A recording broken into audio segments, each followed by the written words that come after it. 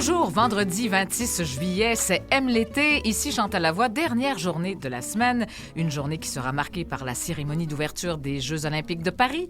Et cela dit, en ce qui nous concerne, une dernière émission qui ne manquera pas d'intérêt. On passe l'heure avec une invitée qui n'a pas froid aux yeux et qui, pendant des années, nous a proposé par ses livres et ses émissions des idées de recettes à profusion. Cela dit, un peu de nostalgie, les fêtes foraines ne sont pas disparues du paysage urbain. Elles sont bien présentes autour de nous pour le plus grand bonheur des tout-petits, et un athlète tétraplégique qui, en tant que courtier immobilier, vend des maisons adaptées. Alors voilà tout un menu. Au cours de la prochaine heure, je vous invite à être des nôtres à Aime l'été.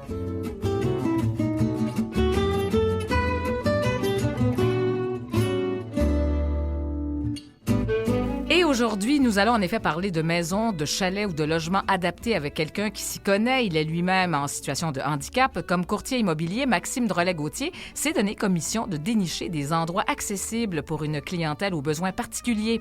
Également, un sujet tout à fait estival, les fêtes foraines, manèges et jeux d'adresse au rendez-vous, mais aussi un peu de barbe à papa avec ça. On accueille Véronique Vallée de la compagnie Beauce Carnaval. On en saura davantage sur la vie de forain. Mais nous allons passer l'heure qui suit en compagnie d'une personnalité des plus charmantes qui a plein de choses à raconter, l'animatrice bien connue Claudine Desrochers, la nouvelle reine de la jungle. Bienvenue à Aime l'été.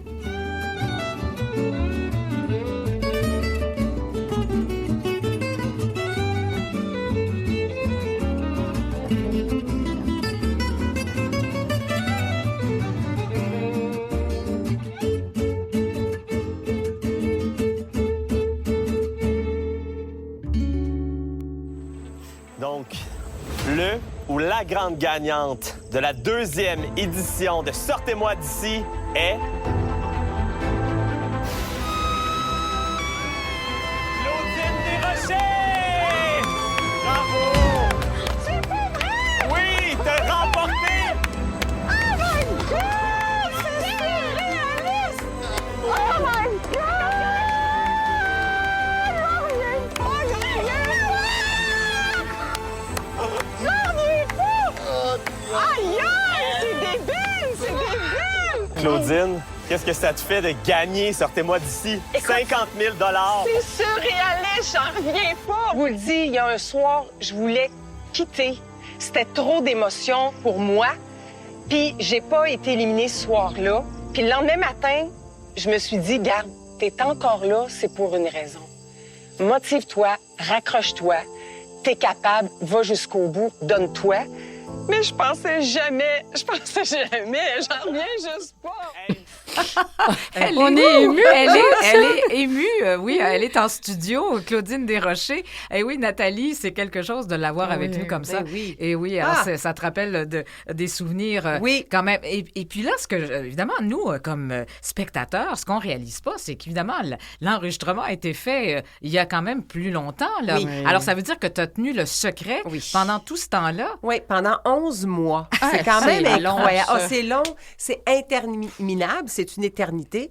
Ça n'a pas de sens. C'était vraiment, vraiment difficile. Là. Tu peux pas en parler à personne. Bon, ma famille proche le savait, mon conjoint le savait, ma fille le savait, mais j'étais tellement c'est stressée. tout. Je leur disais, là, vous avez pas le droit, faut pas le dire. Tu sais, parce que l'humain, c'est l'humain. Hein? Ah oui. Genre, je te le dis, mais dis-le pas à personne. Genre, bon, tu comprends? Puis là, ça fait la chaîne. Ouais. Non, mais ils étaient vraiment avertis parce qu'on avait signé une entente de confidentialité. Tout à fait. Puis c'est parce qu'il y a beaucoup de sous en jeu, les commanditaires et tout ça. Il fallait pas que le dévoilement se sache... Avant que l'émission passe. Effectivement, sinon l'intérêt, on aurait perdu l'intérêt de plusieurs. fait. Donc, ça a été long. Alors ça, avant- vraiment, oui. on n'y pense pas, mais effectivement, j'ai réalisé, c'est vrai, l'enregistrement avait été fait, donc ça a été diffusé, puis là, il fallait garder le secret pendant tout ce temps-là, c'est incroyable quand même. Alors oui, tu es la nouvelle reine de la jungle, mais c'était tellement agréable de te revoir au grand écran. Des fois, il y a les projets, bien sûr, on fait plein de trucs, mais des fois, c'est moins visible pour la population en général. Des fois, on est comme un petit peu plus en retrait, ce qu'on fait n'est pas toujours à l'avant-plan, mais quand même, alors c'était un plaisir, et je pense que vraiment, je pense qu'on va te revoir, d'ailleurs, on te voit cet été à Sucré Salé, alors tu fais des chroniques, c'est vraiment vraiment chouette. Alors, c'est un beau... et d'ailleurs, je disais en début d'émission, dans mon ouverture, oui, que tu nous as fait découvrir des recettes à profusion parce que finalement, tu es encore régulièrement sur ma table, sur mon comptoir de cuisine. C'est sérieux. Dans la cuisine de bien des gens, et Oui. même la plupart des gens ont plus de magazines de recettes que moi-même.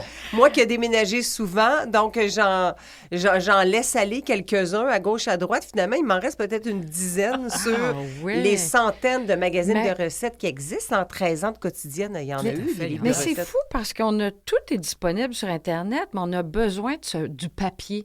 Moi, Oui. j'ai besoin, j'en ai encore moi aussi. Mais de ces mes recettes magazines ne de se trouvent Claudine. plus nécessairement sur Internet, je Non. crois. Non, je pense que c'est difficile. Ça dépend des droits et tout ça, de ce qui a été négocié. Effectivement, c'est bien avec sûr. TVA et tout, là, Ouais. mais non, conservez vos magazines Ouais. si vous aimez Ouais. les recettes. Mais je trouve ça beau. C'est le fun de conserver ça. Oui, surtout Oui. que, tu sais, il y a des Conserver. recettes qu'on fait plus souvent. Oui. Puis là, ben, tu sais, tu ouvres ton livre, puis là, ben, évidemment, la recette, tu sais, c'est la page où c'est tout taché, là, c'est tout. C'est ça, exactement. Mais oui, on en a peut-être une ou deux par cahier. Je veux juste revenir sur Sortez-moi d'ici. Oui. Sortez-moi.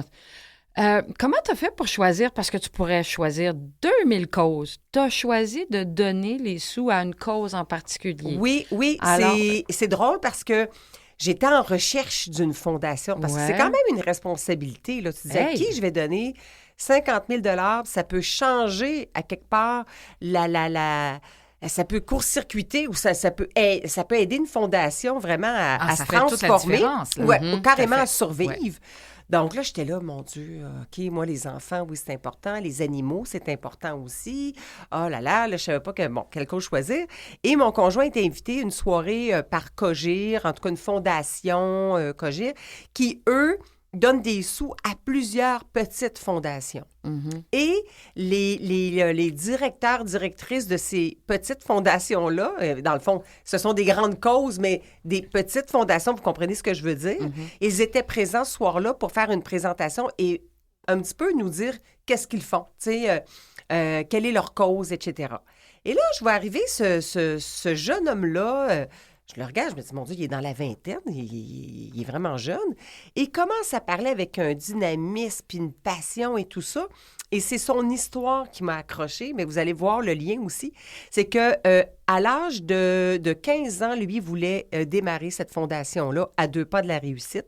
C'est à Repentigny, dans la région de la Naudière. Parce qu'il s'est dit, ben moi, je viens d'une famille quand même privilégiée, je joue au tennis, je peux faire du ski alpin, j'ai des équipements, je peux faire ce que je veux. À l'école, j'ai toujours des beaux vêtements, j'ai besoin de tuteurs en mathématiques, j'en ai. Puis il regardait certains de ses amis qui n'avaient pas cette chance-là. Puis il s'est dit, oui, OK, l'école est peut-être gratuite, l'école publique, mais c'est pas tout le monde qui a quand même les mêmes chances égales. Puis même, bon, il y a l'école privée aussi, là, tu sais, c'est pas Oui, tout... oui, bien c'est sûr. pas si égal que ça. Ouais. hein, Et le notre- matériel scolaire, c'est très, très cher. Effectivement. Alors, à l'âge de 15 ans, il s'est dit, moi, je vais démarrer une fondation pour aider les jeunes qui sont issus de milieux défavorisés. Il s'en va à la banque. La banque lui dit, jeune homme, vous êtes trop jeune. Oui. Revenez à l'âge de 18 ans. Et ils se sont dit, probablement, on ne le verra plus jamais. À 18 Et ans, il retourne à la banque. Il dit, ça y est, j'ai 18 ans. Moi, là, je veux partir de ma fondation. Alors, OK, d'accord. Donc, c'est comme ça, avec 5 ou 6 de ses amis. Et je pense qu'il y en a encore 2, 3 qui sont toujours là. Mi-vingtaine seulement. Puis ça fait déjà plusieurs années que la fondation existe. Eh là là. Et donc, à 2 pas de la réussite, je m'en vais là, je m'en vais leur donner un petit coup de main le 13 août, parce qu'on va monter les sacs d'école avec le matériel scolaire. Et puis, voilà. Donc, j'étais tellement fière de donner le 50 000 $. C'est ça, parce que chacun Je viens de avait la un peu sa région de la cause. Naudière aussi. Les Ouais. autres participants avaient aussi Oui, des causes. Alors, ben oui, là, c'était évidemment, toutes des bonnes causes. c'est ça. Toutes Alors, les ouais. causes sont bonnes. Là, tu Je sais. veux juste avoir le nom du jeune homme. Il s'appelle Le Alexandre. Alexandre. Oui, OK, de la Alexandre Fondation. Gagné. Alexandre Gagné. En fait, Parfait. on dit Alex Gagné. D'accord. Ah, Donc, alors, c'est vraiment toute une... à la fois, Inspirant. inspirant Ouais, c'est ça. et puis un exploit pour toi parce qu'évidemment, c'est sûr que ça a été un défi puis ça a été une expérience humaine Ah, incroyable mon et Dieu. d'apprendre à se Oui, connaître. Je pense que c'est ça qu'on retire quand on participe, hein. Ouais. Bien, premièrement, quand on a cette offre-là, moi, j'avais très peur. Parce qu'on parle de fête foraine, j'ai de la difficulté à aller dans un manège, tellement j'ai peur. OK, moi, là, à la ronde, le monde de Ribambelle, qui s'adresse aux jeunes enfants du primaire, Oui. j'ai peur. Ah bon? Donc, ça vous donne une idée. J'ai peur des araignées. Je me croyais extrêmement pissou, entre guillemets. Et là, je me suis dit, my God, si je refuse, il me semble que dans ma tête, je vais toujours me dire, j'aurais donc dû y aller. Ouais. Si j'accepte, je vais peut-être avoir l'air d'une folle. Après 2 jours, je vais vouloir quitter en courant. Ou quel bout ils vont garder du montage de l'émission, est-ce que je vais avoir l'air d'une hystérique? Ça, on le sait jamais. On n'a pas de contrôle Non, c'est sur ça. rien. Ouais. Alors, ben, j'ai sauté, j'ai plongé, j'ai pris le risque et puis j'y allais un jour à la fois. Mais sincèrement, je ne savais pas que j'allais être capable de prendre 2 tarentules dans mes mains. Je ne savais pas que j'allais monter une tour de 30 mètres. Manger tout- des trucs un peu dégueux. Vraiment dégueu, que j'allais Un peu. être à deux pouces de gros serpent lors du défi final. Bon, toutes ces choses-là, tant qu'on les vit pas, on le sait pas si on est capable Tout à de... fait. Et c'est une expérience qui se produit parfois une fois Ben, dans une notre fois vie. dans Moi, ta vie. c'est coché là, sur ma liste to do. Là. Ouais. Je ne penserais pas retourner puis refaire C'est ce genre d'expérience-là. Fait que dans le fond, je ne le savais pas. Et puis, je me suis laissée aller un jour à la fois, sans me mettre de pression, sans me dire, hey, là, faut vraiment que tu ailles jusqu'à la fin. Ou au lieu de visualiser que je gagne et tout ça, là, moi, là, j'y allais un jour à la fois. Mais c'était une belle collaboration, toute la gang ensemble. Oui. Tu sais, les Oui. gens avec qui tu étais, c'était Ah oui, oui, merveilleux, oui. là. Ah oui, puis on était, oui, ensemble, mais en même temps, beaucoup dans nos têtes aussi, chacun, je crois. Parce qu'on avait tous une façon individuelle de vivre cette aventure-là, de dormir dans la jungle, de pas beaucoup manger, de pas beaucoup dormir, de se faire piquer parce qu'il y a des insectes partout. Tout ça, on avait chacun notre façon individuelle de le gérer. De le gérer, c'est Mais ça. en groupe, on s'entendait bien. C'est sûr que des fois, là, à un moment donné, ils montraient peut-être moins ça. Là, mais, Ouais. tu sais, d'un certain côté, on pouvait être impatient un petit peu. Mais ça se passe, somme toute, là, on était un beau groupe. Exactement. Puis, en fait, aussi, ce qui est important pour le public, c'est de savoir que tout est réel. C'est-à-dire que, évidemment, vous ne faites pas semblant. Là. Ah, non. C'est pas un jeu qui, là, que vous allez coucher Oui. Dans la roulotte, puis qu'on donne l'impression Effectivement, d'être dans... ou qu'on a des C'est passes pas ça du droits, tout, ou qu'on là. a des C'est collations. vraiment tel que c'est. Oui, je me fais souvent poser la question par le public, est-ce que c'est vrai que vous mangez que ça? Et oui, c'est vraiment ça. Puis même, je vous dirais que les productions déferlantes travaillent très, très fort à ce que ce soit ça, ce qu'on voit à la télé, parce que ils veulent pas que ce soit truqué, quoi que ce soit. Donc, on dort vraiment dans la jungle, on mange juste du gruau, du riz, des fèves, et ce qu'on voit comme Et pas beaucoup protéines le d'interaction soir. avec l'équipe Pas du tout. de production Le aussi. moins hein. possible. On parle pratiquement pas. Hein. Le On moins se parle possible. pas. Les caméramans n'ont pas le droit de nous parler. Ils vont silencieusement dans leur petite cache, là, dans la végétation, et ils ne nous parlent pas. Ils n'ont pas le OK. droit, ils ont ordre pour qu'on se sente le plus possible. Sinon, évidemment, il y a 22 caméras sur le site, on les voit un petit peu sur les troncs d'arbres, mais si en plus ils nous parlaient, là, ça deviendrait... je veux dire, on sentirait trop que les caméras sont là puis que c'est une émission de télé. Même si on le savait, mais on pouvait quand même l'oublier à un moment donné. Puis c'était ça un petit peu l'idée, là, c'est de nous voir plus dans notre cadre naturel le plus possible. C'est là. assez réussi. C'est Ah oui. vraiment très... Mais c'est un travail réussi. de feu. Ouais. C'est pas croyable d'arriver comme 2 mois d'avance pour l'équipe technique, construire le camp qui était vraiment dans une savane dans le fond de la jungle. Le bassin d'eau qu'on voyait, ça a vraiment été du béton qui a été coulé là parce qu'il n'y avait pas de source d'eau. Mais finalement, c'était pas intéressant. Il y avait beaucoup de chlore et C'était pas malgré inspirant. tout, les bébites y allaient. En tout cas, non, c'était pas très intéressant. Alors, tout un défi, et puis c'est ça, ben, c'est une expérience humaine. Unique. Unique, enrichissante, c'est sûr. Alors, évidemment, j'imagine que peut-être que pendant ce temps-là, il y a des idées qui ont germé. Alors, c'est sûr qu'on va te revoir. Et cet été, toi, ton rôle, tu faisais une chronique à sucré-salé. Alors, Oui. ça aussi, Ça continue. ça continue. Tu t'es bien amusé là-dedans. Ah aussi. oui, je m'amuse. Ouais. Il m'en reste quelques-unes à faire, là. J'ai beaucoup de plaisir. J'ai beaucoup de plaisir avec l'équipe avec qui je travaille. Caméraman, preneur de son. On est vraiment une petite équipe, hein. On est chacun les chroniqueurs individuels avec notre petite équipe. Là, on se voit pas nécessairement. On se rend sur les lieux de tournage. Tout se passe là. Ce que j'aime, c'est le côté un peu instantané. Tu sais, en 2 heures, tout est tourné. On a déjà un scénario de base, mais on peut le jouer tu sais, improviser aussi sur le moment. Puis les invités sont toujours très ouverts là, à tout ça. C'est le fun. Tu sais, quand tu dis que tu as du plaisir, toi, Claudine, tu as du plaisir sur un plateau. Oui! C'est vrai. Puis pour te recevoir, on fouille, on va chercher de l'information.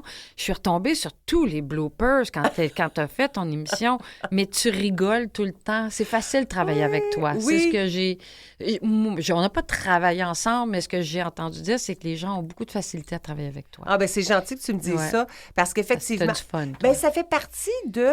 Je veux dire, on n'est pas juste devant la caméra ou, à la radio, je veux dire, l'équipe technique, tous les gens qui nous entourent, hein? Hein, Mathieu? Donc, Mathieu est là.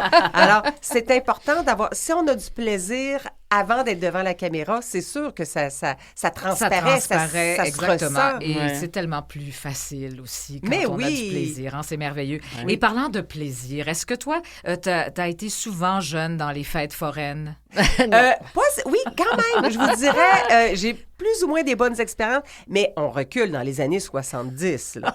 Donc, il y avait une fête foraine à Berthierville où on allait, où je suis allée, puis là, ça m'avait bien impressionné. Puis les enfants, les adolescents, les préados, écoute, c'est l'endroit parfait où tu peux commencer à cruiser un petit peu. Là, oui, t'as raison. Les T'as gars, raison. les filles, ça Hey. se surveille, puis là, hein, c'est quelque chose. Donc, ça c'était bien, bien le fun. Puis on tombe en amour avec les gars de manège aussi. Ça fait partie d'eux, hein? Non, ben, je pense. En tout cas, Ça m'est Ben, jamais moi, arrivé. Moi, dans Ouais. mon cas, faut dire que j'étais très jeune, là, tu sais. Ouais. Mais j'étais pas adolescente à ce moment-là parce qu'à Saint-Gabriel, je sais pas pourquoi, il y en a eu peut-être 1 an ou 2 de fêtes foraines.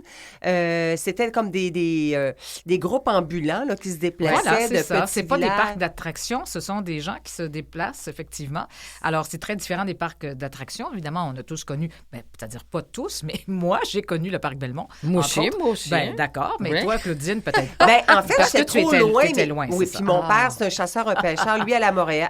Non, ça se faisait Ça pas à se la faisait Montréal. pas, Ah, exactement. non. Fait que j'ai pas pu connaître Eh oui. ça, malheureusement. Alors, et tu sais quoi, on accueille quelqu'un qui s'y connaît bien en fête foraine. En fait, c'est une entreprise familiale, Beauce Carnaval. On va accueillir à l'instant, elle est à l'autre bout du fil, Véronique Vallée. Bonjour.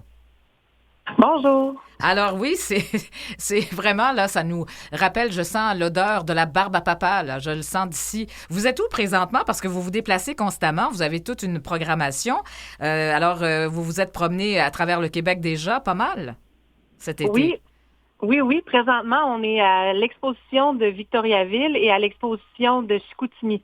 Ah, d'accord. Et puis, effectivement, la saison, ça commence à peu près, quoi, fin avril? Oui, fin avril jusqu'à la mi-septembre. Alors, ça veut dire à peu près que vous en faites en moyenne combien par été? Avec 2 unités sur la route, on fait environ une 40aine de villes. quand Eh même. là là, c'est beaucoup, hein? C'est du sport, parce que là, c'est vraiment une vie de nomade, en quelque sorte. Et parce que là, finalement, vous êtes là à peu près, quoi, combien de jours à chaque fois? Normalement, ça varie entre 7 et 14 jours. Quand c'est des gros événements, on reste là 2 semaines. Puis des plus petits événements, on reste là 1 semaine. On rouvre, par exemple, quand on va dans une cour de centre d'achat, on rouvre du jeudi au dimanche. Puis quand c'est comme le festival de Montgolfière de Saint-Jean-sur-Richelieu, là, ça rouvre du vendredi au dimanche et ensuite du mardi au dimanche de l'autre semaine. C'est ça. Ça peut être toutes sortes d'événements. Les municipalités Oui, aussi c'est qui font appel à vous. Oui.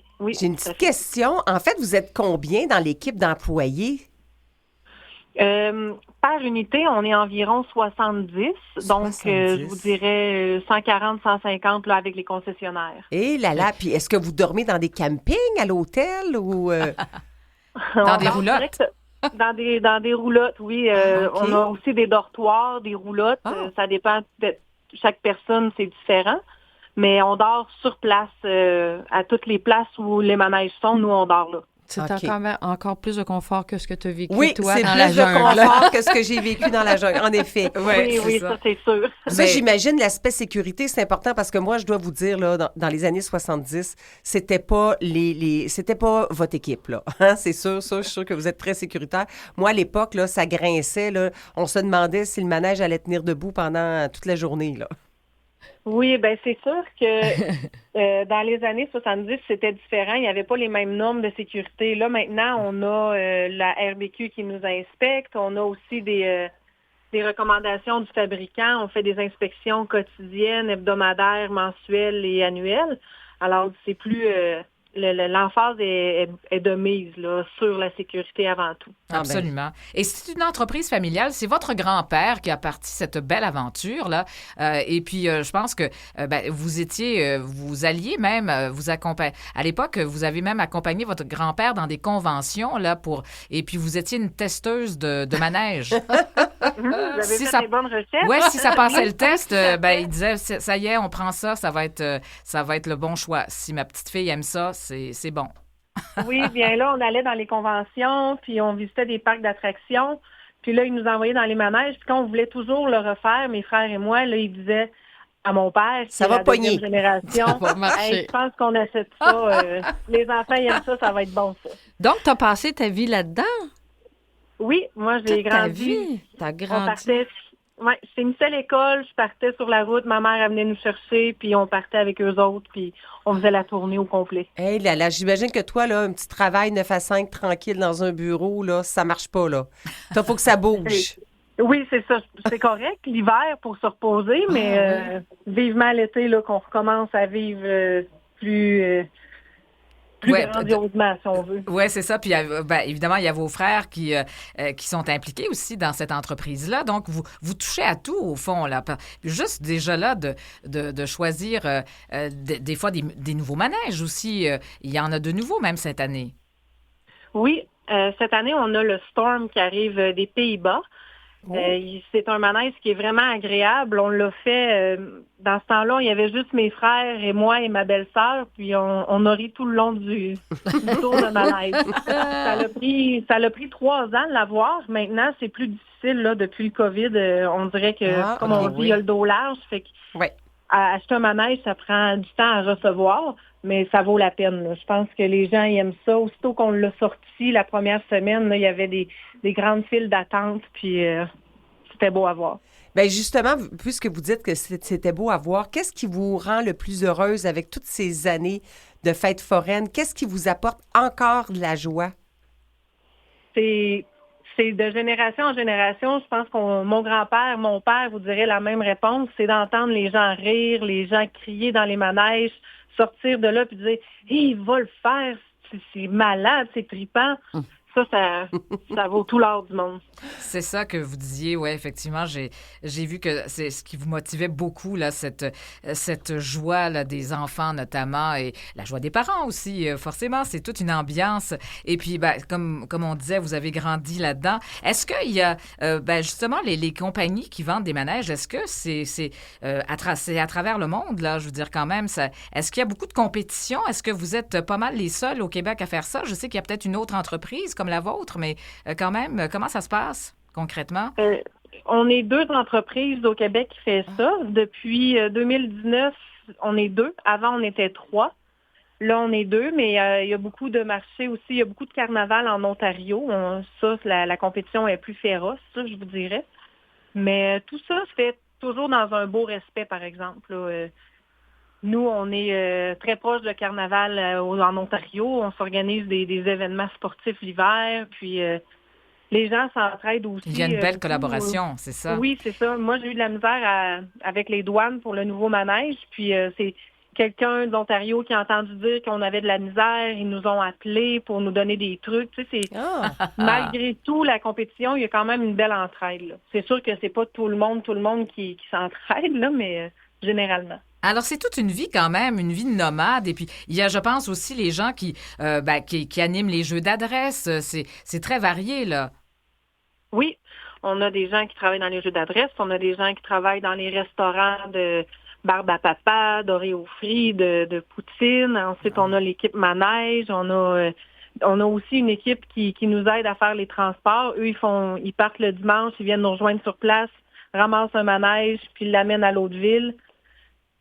C'est quand même une grosse équipe. Oui, c'est ça, parce que juste procéder au montage et au démontage, c'est toute une aventure, ça. Oui, mais ça va quand même bien. On a des bons employés. On a, depuis quelques années, on a engagé des travailleurs étrangers. Puis c'est toujours les mêmes année après année qui reviennent. C'est pas des nouveaux, là. C'est toujours les mêmes. Donc, ils savent qu'est-ce qu'ils font. Puis on a des bons gérants de terrain aussi qui veillent à ce que tout aille bien. Puis nous, on est toujours sur place aussi. Alors, J'imagine que ça l'aide. roule au quart de tour. Mais moi, je vous écoute, là, puis c'est sûr que je viens plus du monde de la télé, là, puis je vois plein d'images dans ma tête. Il me semble que ça ferait un beau documentaire, ça, de vous suivre. Il y en a eu un documentaire. Il y a eu, avec les Denis de Relais, Monde dans le manège. C'était 10 épisodes qui nous suivaient. Ensuite, on a eu un documentaire à Canal D sur vraiment l'histoire là, de mon grand-père, ses enfants. Puis nous, on était un plus jeune, là, la relève éventuelle et tout. Wow! Mais oui, c'est un bon sujet parce que c'est un très beau sujet. C'est plus que ce qu'on voit. Tu sais, il y a beaucoup d'organisations derrière ça. Puis tout ça reste quand même très familial. On s'occupe de tout vraiment. Juste nous, la famille Vallée, c'est nous qui s'occupons de A à Z. Là. Ah ben c'est merveilleux. Puis ça fait sortir les enfants aussi. Tu sais, on se dit toujours que les jeunes maintenant regardent beaucoup leur écran, sont sur la tablette et tout ça. Là, enfin, on oublie la tablette et on fait jouer les jeunes enfants. On les amène en famille aussi, du temps de qualité en famille, là, où est-ce qu'on s'amuse. Oui, mais on crée des souvenirs. Ah oui, des souvenirs. C'est ça, créer des Moi, vrais les souvenirs. fêtes foraines, c'est ça. C'est des souvenirs d'enfance pour moi.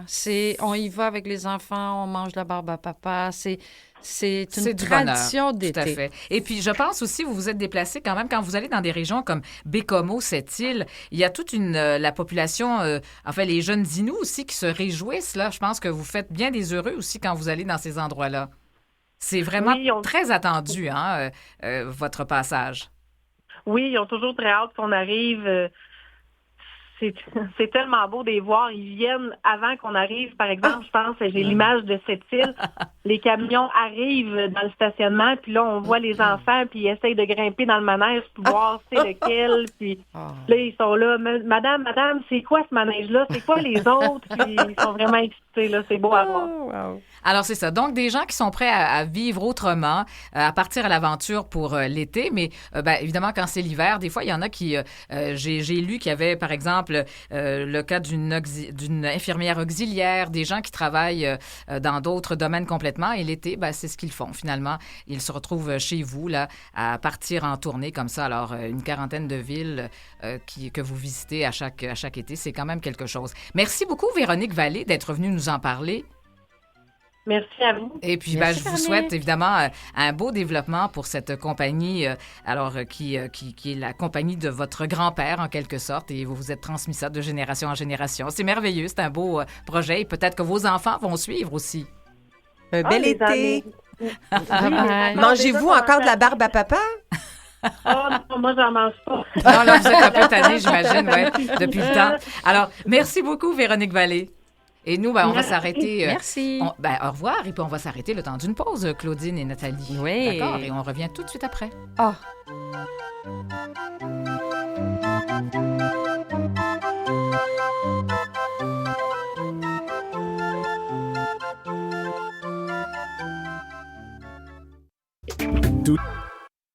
Vous écoutez Aime l'été. Deuxième moitié d'heure à Aime l'été. On est avec Claudine Desrochers qui passe l'heure avec nous. Alors, on va continuer à lui parler. Bien sûr, on a Nathalie Barrette aussi en studio. Alors, on va parler avec notre autre invité, Maxime Drolet-Gauthier, qui va nous parler d'immobilier. En fait, là, on l'a reçu, je pense, il y a peut-être deux semaines. Là. Bonjour, Maxime. Bonjour, ça va bien? Mais très bien. Alors oui, on vous a reçu en tant qu'athlète. Finalement, vous êtes, on rappelle, vous êtes membre de l'équipe nationale de rugby en fauteuil roulant. Enfin, bref, on a parlé de tout votre parcours, votre histoire. Là. Bien sûr, vous avez eu un accident de voiture qui vous a laissé tétraplégique, mais à travers ça, vous avez toute une belle histoire. Ça a été évidemment difficile, on sait, au début, mais après ça, vous vous êtes rebâti dans les sports. Mais là, aujourd'hui, vous nous parlez d'immobilier et de maisons adaptées, finalement, parce que là, c'est vraiment votre spécialité. Oui, dans le fond, ça, pour faire une histoire courte, j'ai un accident de voiture, ça en 2013, comme j'ai dit, il y a 2 semaines. Et dans le fond, c'est durant ma réadaptation, je trouvais qu'on était super bien encadrés au centre de réadaptation où moi j'ai été dans le temps. Mais je trouvais que par rapport au retour à domicile, donc une fois que tu es en fauteuil roulant, évidemment, il y a certaines facettes des fois du domicile qui doivent être modifiées. Puis à travers ça, je trouvais que les ergothérapeutes t'accompagnaient pas vraiment, donc de trouver un logement premièrement accessible, de savoir un peu comment ça fonctionne avec les subventions, selon ta situation, aussi de comprendre un peu selon les différents assureurs, sur à quoi tu as le droit, toutes les procédures, les démarches. C'est quand même complexe pour mon expérience personnelle. Puis aussi, justement, quand j'ai commencé à jouer au rugby par la suite, mais j'ai commencé à côtoyer beaucoup de monde en fauteuil roulant. Puis c'est quelque chose qui revenait souvent, qu'il n'y avait pas beaucoup de services au Québec ou d'accompagnement pour tout ce qui touche à l'immobilier accessible. Fait que j'avais commencé justement à refaire mes démarches, dans le fond. J'étais revenu, dans le fond, vers l'équipe d'écothérapeutes du centre de réhabilitation, l'IRGLM à Montréal. J'ai comme proposé, comme poser des questions à savoir pourquoi ce genre de service n'était pas offert. Puis s'il y avait une manière qu'on pourrait travailler ensemble pour développer ce service-là. Fait que ça a commencé comme ça avec le centre de réhabilitation sur l'IRGLM à Montréal. Puis par la suite, j'ai commencé à développer une plateforme web, puis aussi à réaliser qu'il y avait de la demande à l'extérieur. Fait que c'est de structurer un peu ça pour pouvoir prendre en charge, peu importe une personne qui a un handicap au Québec qui veut, par exemple, trouver un domicile ou vendre son domicile, adapter son domicile, de pouvoir l'accompagner à travers ça. Fait que c'est pour ça que j'ai développé mon entreprise, puis c'est ça qu'on fait là. Alors donc, d'abord, est-ce que ça se trouve facilement des maisons, des logements adaptés? Est-ce que, par exemple, j'ai lu aussi que souvent, on personnalise également, en fait, quand on adapte une maison, ça dépend toujours de notre handicap, bien sûr. Alors, c'est là que ça peut aussi faire la différence, là. C'est pas nécessairement une maison va pas être accessible pour tout le monde, dépendamment du handicap. Non, mais premièrement, il faut comprendre que au Québec, des logements, des habitats qui sont classés comme accessibles, c'est environ 15 %.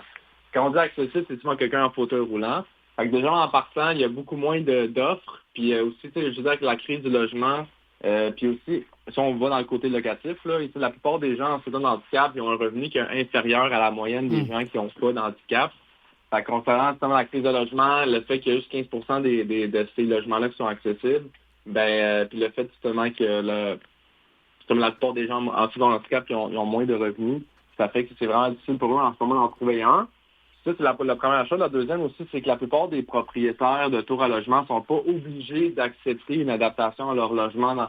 Souvent, qu'est-ce qui fait en sorte, c'est que ces gens-là, ils pensent que d'adapter, par exemple, leur logement, ça va faire en sorte que par la suite, si ce locataire-là, il s'en va, mais ça va être difficile de ne pas le louer. Fait que c'est une autre chose aussi qui en prend en considération, qui en sorte que c'est plus difficile pour un logement pour quelqu'un qui a un handicap. Et sinon, il faut vraiment considérer toujours la situation de la personne. Donc souvent, il y a trois cas qu'on connaisse. Le premier, c'est quelqu'un qui a un accident de la route, qui est avec la SAC. Quelqu'un qui fait un accident au travail sur la CCC, puis il y a toute la catégorie qui est haute, qu'on dit, que des handicaps de naissance, par exemple, ou des enfants lourdement handicapés, c'est le programme PAD. Fait que c'est à prendre en considération parce que c'est le côté financier, si on peut avoir des subventions pour pouvoir faire les adaptations de notre domicile. Puis dépendamment de cette subvention qu'on peut obtenir, mais ça va faire une différence sur c'est quoi les adaptations, c'est quoi qu'est-ce qui va s'offrir à nous en termes de si on va louer, si on va acheter, les adaptations. Fait que c'est vraiment les accompagner à travers tout ça. Oui, on a ici Claudine Desrochers avec nous en studio. Elle a une question pour vous. Bonjour à toi. C'est super intéressant. J'ai une question pour toi. Quand tu parles de logement, là, les propriétaires ont peur que par la suite, ils ne soient pas capables de relouer. Si on parle d'un logement là, qui est sur un niveau, c'est quoi les adaptations? C'est-tu la largeur des portes, surtout au niveau de la cuisine entre l'îlot, le comptoir, pour que le fauteuil roulant puisse circuler? C'est-tu plus ça? Ça peut être des comptoirs plus bas aussi, hein? Je te dirais, c'est sûr, ça dépend toujours de la personne, l'handicap, les limitations, etc. Mais en général, en rachat de logement, pour tout ce qui est immeuble à logement, il y a trois choses que je regarde principalement. La première, c'est comment tu accèdes au bâtiment. Fait que, est-ce qu'il y a une entrée principale? Est-ce qu'il y a une dénivelée pour se rendre est-ce qu'il y a des marches? Est-ce que tu peux avoir un accès via le garage? Est-ce qu'il y a un garage intérieur? Parce que c'est très important pour quelqu'un qui a un handicap, s'il y a une voiture, si ton sol stationnement, c'est dans les rues de Montréal, mais s'il y a une tempête de neige, c'est des choses à prendre en considération. Fait que comment tu accèdes à ton bâtiment? La deuxième chose, c'est souvent les trois pièces principales. Donc la cuisine, la salle de bain, puis la chambre à coucher principale. Il faut toujours qu'on ait un rayon de 59 pouces de rotation par rapport à tout ce qui est entre les murs, les électroménagers, les comptoirs, etc. C'est la deuxième chose qu'on regarde tout le temps. La troisième chose, ça a l'air banal, mais c'est qu'on a de l'espace sur lequel travailler. Parce que plus qu'on a de l'espace, plus c'est facile par la suite, par exemple, avec les gros thérapeutes, de faire les recommandations, d'être créatif pour trouver des alternatives pour la personne. Puis après ça, c'est toujours justement est-ce qu'il est assuré, cette personne-là, c'est quoi les subventions derrière, y a-t-il un budget? c'est à partir de là qu'on Ouais. peut justement analyser le tout. Là. Parce que ça peut coûter plus de 50 000 facilement, hein, faire des adaptations à une maison. Ça, faut Ben, juste pour vous faut dire, le compter, là. dernièrement, on a eu un client dans le fond, dans le sud-ouest de Montréal. Puis c'était une adaptation pour son enfant qui était lourdement handicapé. Puis ça a coûté... Ben, les soumissions qu'on a reçues, c'était au-dessus de 400 000 Oh! Oh, mon Dieu, Oh, quand mon même. Dieu. hein? Une grosse Ouais. adaptation. là. OK. Ça prenait plusieurs choses. C'est sûr que je dirais en général, c'est en bas de 100 000. Mais tu sais, ça peut arriver que ça peut être vraiment ça, là. Vraiment, vraiment cher comme Et ça. là. puis, Mais pour c'est- avoir c'est- les subventions, là, est-ce que c'est compliqué? Puis là, ça prend quasiment un doctorat pour se comprendre dans les demandes puis les papiers à remplir, etc. Ou... Ben, je te dis, ça prend pas un doctorat, mais ça prend vraiment un suivi accru parce que, premièrement, souvent les assureurs, ils vont pas courir après toi, premièrement. Il y a beaucoup, beaucoup de démarches à faire derrière, que ce soit avec la SAC, la SSST ou le PAD. C'est juste que c'est vraiment que tu sois bien informé. Puis justement, c'est la chose qu'on rencontre souvent, surtout des personnes ils viennent d'avoir un accident comme moi j'ai eu il y a 11 ans. Puis quand dans ton premier projet d'adaptation de domicile, de tout comprendre comment ça fonctionne, les procédures, comment faire les vérifications auprès de la municipalité, si les adaptations on va pouvoir les faire sur la propriété, exemple, qu'on voit. Ah, c'est vrai, ça prend des permis et tout. Mais Les qui permis, peut les aider? Y en a-tu un organisme qui peut les aider, justement? Ben, Ben, toi, c'est-à-dire tu que fais ça, c'est- Maxime. C'est Toi, le travail de c'est Maxime. ça. Et voilà. C'est un peu ça, nous, qu'on fait. Donc, parce tu fais que, les rénovations plus ça? dans le fond, nous, qu'est-ce qu'on fait, c'est que peu importe la demande du client, si, exemple, c'est pour l'adaptation de domicile, ben, si on regarde son profil, donc SAC, SSC ou autre, fait qu'on va faire la démarche, justement, auprès des municipalités pour voir d'obtenir les permis en fonction de ce qu'on a besoin de faire sur la propriété. Justement, la paperasse autour des subventions soit complétée. Fait qu'on accompagne un client pour faire adéquatement de remplir ces formulaires-là.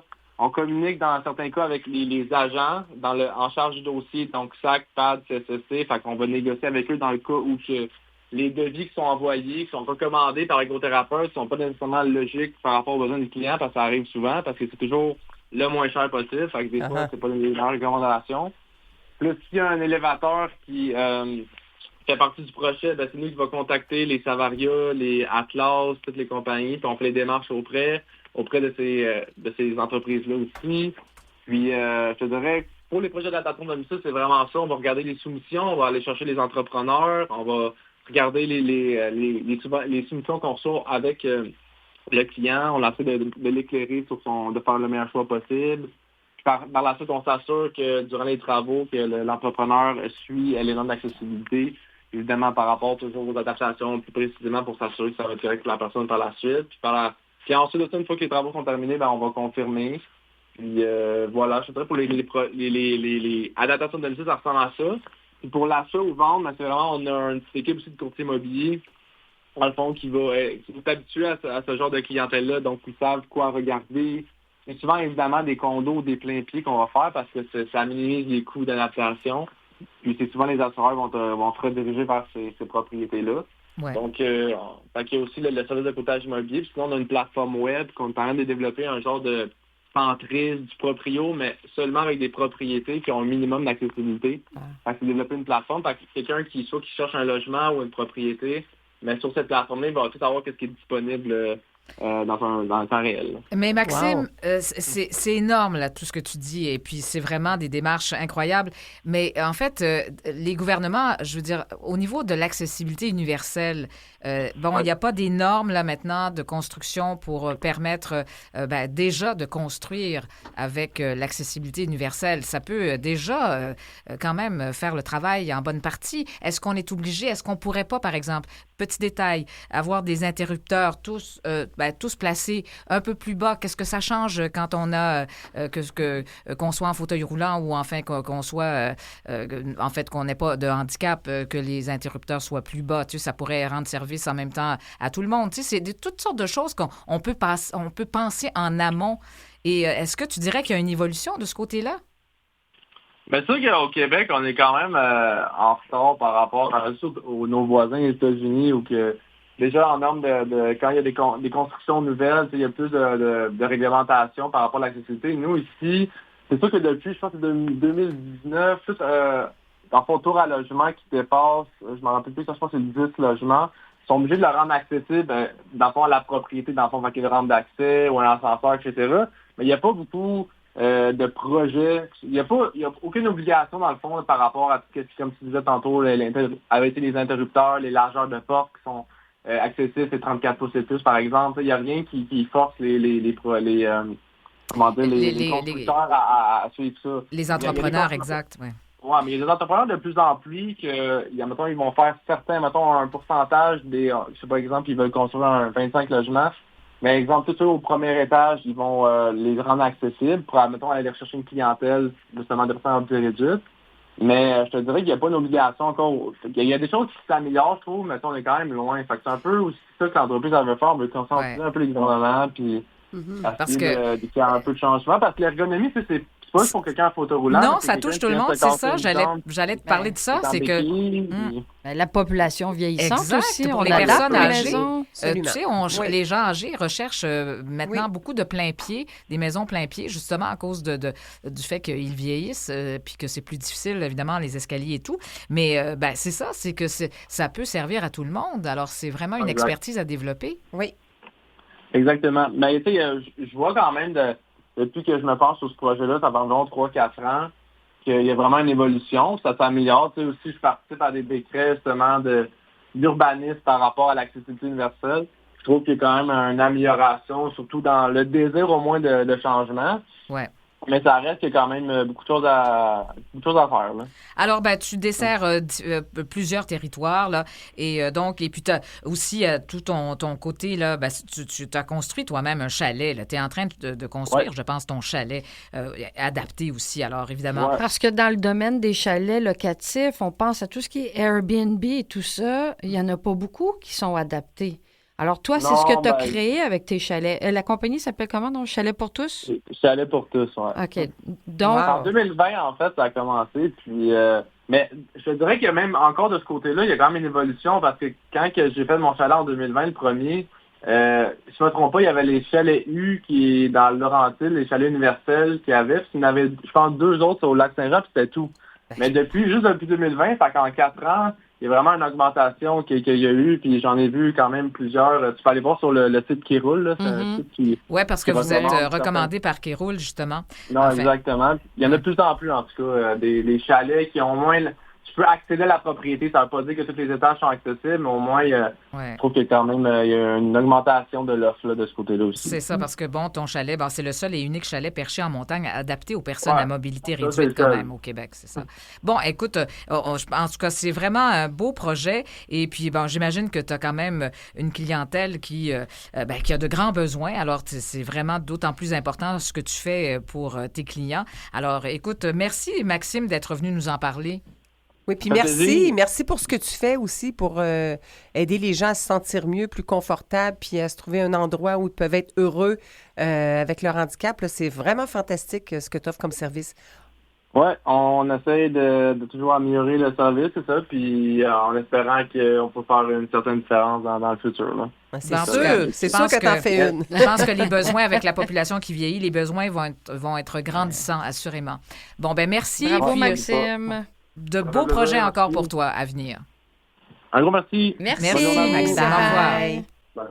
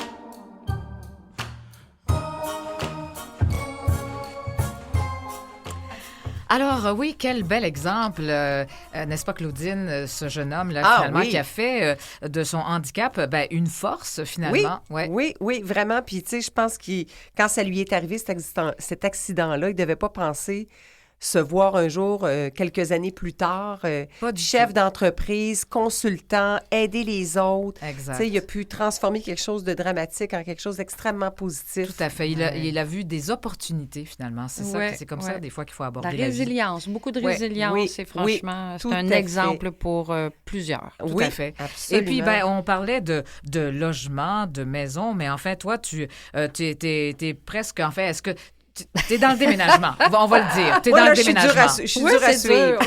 J'ai eu plusieurs maisons, j'en Ouais. ai construit, j'ai déménagé, va d'un bord, va de l'autre. J'ai la bougeotte.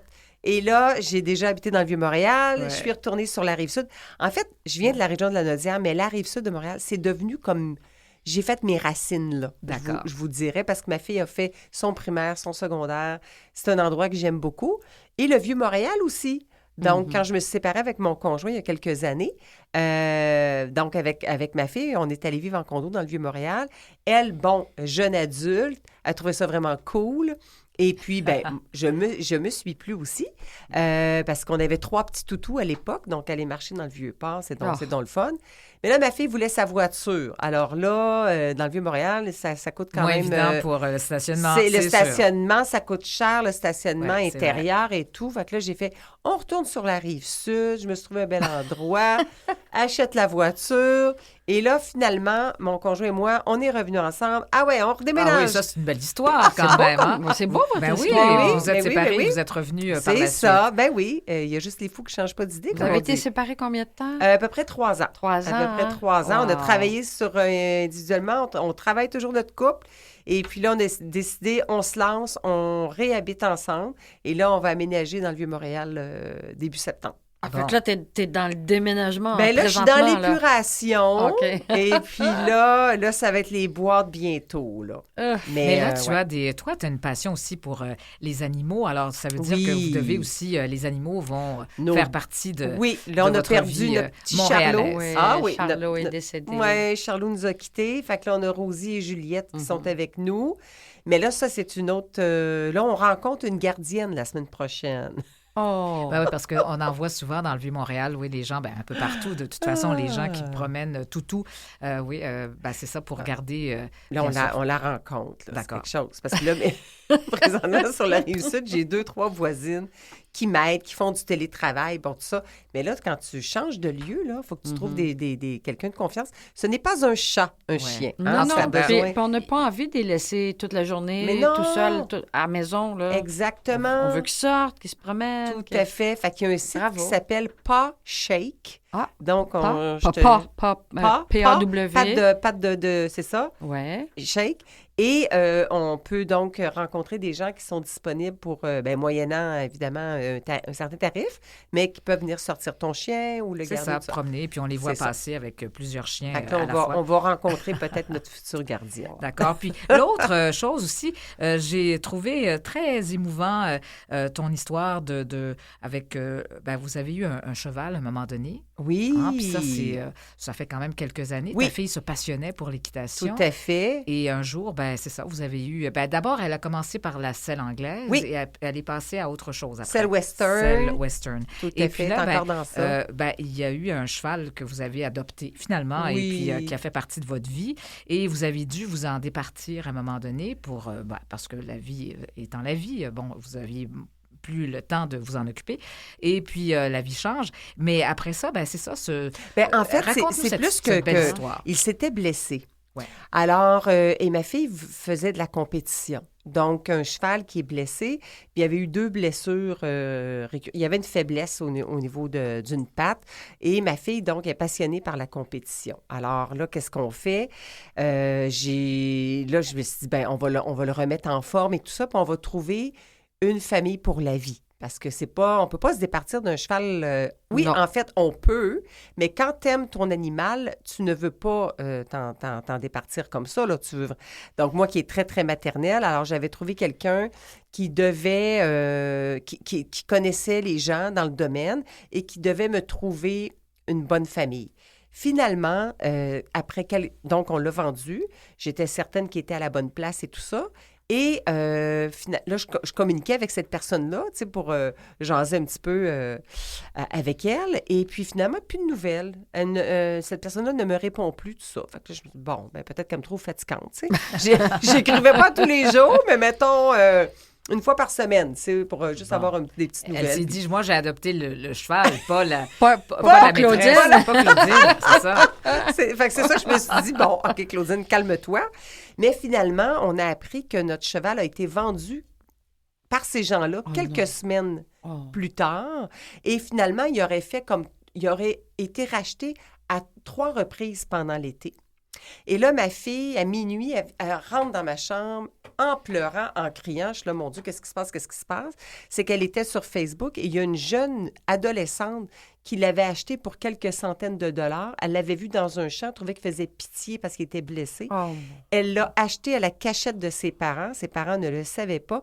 Et avec une de ses amies, il l'avait amené dans une ferme. Il était dans un enclos à vaches à manger du foin qui n'était pas du tout destiné aux chevaux. L'enfer. Alors là, le cheval est mal en point, il est amaigri, il est blessé. Ma fille pleure sa vie, je pleure ma vie. On réussit à convaincre la jeune fille. Finalement, je rachète le cheval au même prix que je l'ai vendu. Quelle histoire! J'ai payé à peu près 800 pièces de transport pour le faire revenir. Et là, on l'a soigné, on l'a réengraissé, tout ça. Et là, évidemment, il ne pouvait pas plus faire de compétition. Donc, j'ai dépensé beaucoup de sous pour le remettre sur pied. Et grâce au refuge Galahad, donc Galahad, ça a été créé par Chami Ng Cadorette, qui travaille pour la SPCA. Et elle a eu cette idée-là, c'est-à-dire d'accréditer différentes écuries à travers le Québec selon des critères précis d'hygiène, de confort pour le cheval. Et là, on a trouvé donc une dame qui était accréditée par Galahad.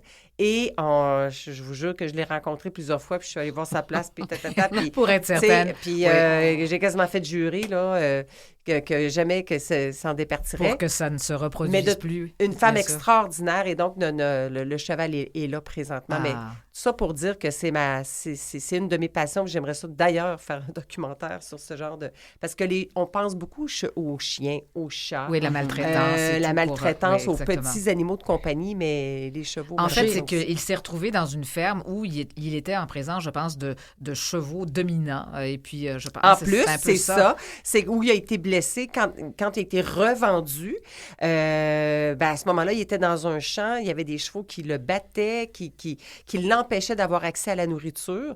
Donc, il était blessé. Il faisait tellement pitié. Ça n'a pas de bon sens. J'ai une ancienne collègue, Anne-Marie Séguin, qui était recherchiste. Elle a eu un cancer, guéri, récidive. Hein? Et puis, elle a décidé d'arrêter la chimiothérapie. Et pour traiter son cancer, entre guillemets, elle s'est acheté un ranch. Puis elle disait qu'elle faisait de la chevothérapie. Elle disait qu'elle faisait...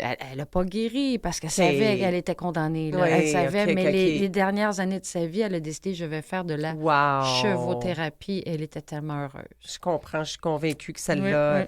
Les chevaux ont une âme. Les filles, vous avez un livre en commun. Je pense que tu as apporté un livre. Vous avez ça en commun. Oui. Un livre que, justement, Nathalie... Oui, moi, je l'ai lu, lui. Sur sa table de chevet. Vous me demandiez d'apporter ce que je lis présentement. Oui. La vie après la vie du docteur Raymond Moody, qui est à peu près le premier livre qui est sorti sur les expériences de mort imminente.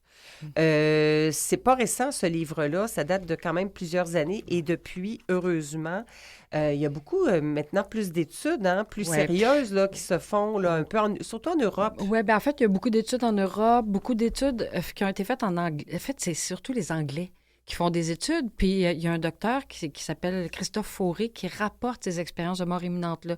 Lui, il les traduit en français, si tu veux. Puis ce que Dr Moody il dit, c'est que avant, on disait que c'était des hurluberlus, les gens qui parlaient de la vie après la mort, les expériences de mort imminente. Donc, que mourir, c'était des hallucinations. Oui, c'est le cerveau qui créait ça. Exact. Alors que dans les 50 dernières années, la médecine a tellement évolué qu'ils ont tellement ressuscité de gens que ces gens-là reviennent avec sensiblement tous le même discours. Ont chacun leur histoire. Oui, alors Christophe Fauré, ce qu'il dit, c'est que ce n'est plus une question de religion, c'est maintenant une question de science. Ah oui, les expériences de la vie après Oui. la mort. Ah, puis là, on pourrait en parler longtemps. Je Ben sais qu'il oui. reste peu de temps. Non, Non, c'est c'est ça. ça. On ne pourra pas, malheureusement, On pourra pas. Mais c'est élaborer. fascinant et ça donne vraiment beaucoup de confiance de vivre encore plus sa vie Oui, puis de ne pas avoir peur de la mort. exactement. Moi, comme plusieurs le savent, mon conjoint est décédé et c'est ce qui m'a aidé à passer au travers. De lire sur les expériences de mort imminente, puis d'aller sur YouTube, écouter des gens qui racontent leurs histoires, c'est fascinant. Ah oui, absolument. Oui, je suis d'accord avec toi. Alors, c'est tout Déjà? pour aujourd'hui. Ah. Oui, bien sûr, Claudine, ça a été un bonheur et on va te revoir sûrement dans plein de... Je sais que tu as des projets plein la tête. là. J'imagine. Ouais, je Oui. sais, tu le sais pas encore, mais mais t'en as. Alors, Nathalie, ça a été un Merci, plaisir, encore ouais. une belle semaine. Et puis, bons Jeux olympiques à tout le monde, Oui. hein, parce que là, c'est Oui. la cérémonie d'ouverture. Ah, c'est là, excitant, là. très bientôt. Je pense que c'est peut-être même commencé, enfin. Et puis, là-bas. Alors, écoutez, on va s'en reparler et puis on va repartir la semaine prochaine pour une autre belle semaine de M l'été, entre midi et 13h tous les jours de la semaine. Merci, Claudine. l'invitation. Merci. Au revoir. Bel et été à puis, tout le monde. oui, un bon été à tout le monde.